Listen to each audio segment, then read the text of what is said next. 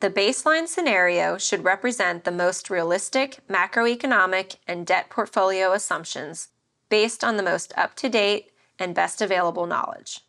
However, informed and prudent borrowing decisions require an assessment of the debt profile under alternative assumptions.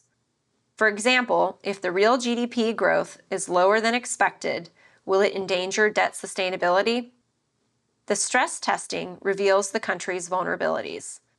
For example, in the figure, the baseline scenario does not show a breach of the debt burden threshold over the projection period. However, there is a stress test scenario in which a significant rise in debt burden indicator results in a breach of its threshold.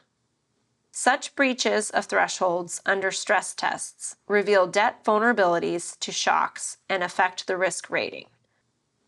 In the Debt Sustainability Analysis Framework for Low-Income Countries, there are 3 types of stress tests. First, standardized stress tests, which apply to all countries, for example, a GDP growth shock. Second, tailored stress tests, which apply to countries exposed to specific risks, for example, natural disasters.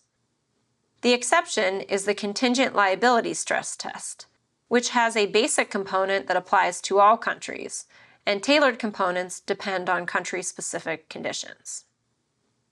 And finally, customized scenarios, which apply to a specific country to capture idiosyncratic risks, for example, a civil war or an epidemic.